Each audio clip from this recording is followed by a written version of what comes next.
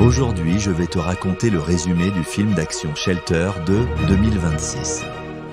Le film nous plonge directement dans une ambiance mystérieuse et sauvage, une île isolée au large de l'Écosse. On y découvre Michael Mehisson, un ancien assassin d'élite du gouvernement britannique, vivant en ermite avec pour seule compagnie son chien. Il s'est retiré du monde après avoir tourné le dos à son agence, refusant de continuer à tuer aveuglément. Chaque semaine, une jeune fille nommée Jessie lui apporte des provisions. Mais Mehisson reste froid, distant, presque inhumain. On comprend vite que cet homme cache un passé lourd et surtout dangereux. Un jour, une violente tempête frappe la région. Jessie tombe à la mer et se blesse gravement, tandis que son oncle disparaît tragiquement dans les flots. Mehisson, malgré son côté glacial, n'hésite pas une seconde. Il plonge et la sauve. C'est le début d'une relation touchante entre un tueur brisé et une jeune fille courageuse et vulnérable. Petit à petit, Mehisson commence à s'ouvrir et retrouve une part d'humanité qu'il croyait perdue. Mais évidemment, dans ce genre de film, le calme ne dure jamais longtemps. En se rendant sur le continent pour acheter des médicaments, Mehisson commet une erreur fatale. Il est repéré par son ancienne agence, MI6. Et là, tout s'enchaîne. Son ancien supérieur Manafort décide de l'éliminer. Une unité d'assassins d'élite est envoyée sur l'île. Mehisson devient officiellement une cible à abattre. Pourquoi ?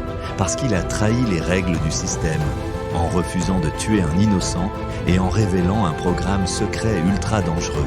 La suite est un pur festival d'action. Mehisson transforme son île en véritable piège mortel. Mines artisanales, pièges improvisés, combats rapprochés brutaux. Résultat, il élimine toute l'équipe envoyée pour le tuer.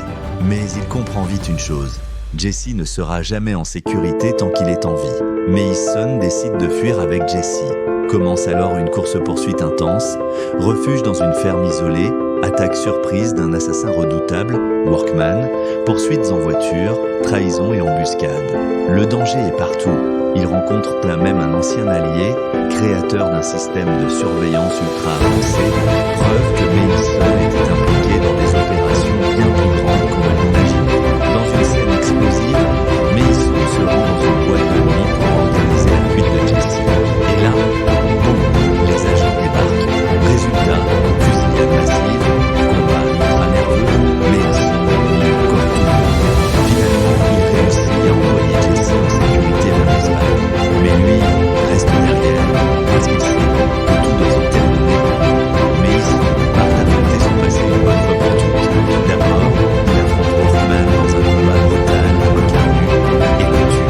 Ensuite, direction la demeure de Manafort. La confrontation finale est intense.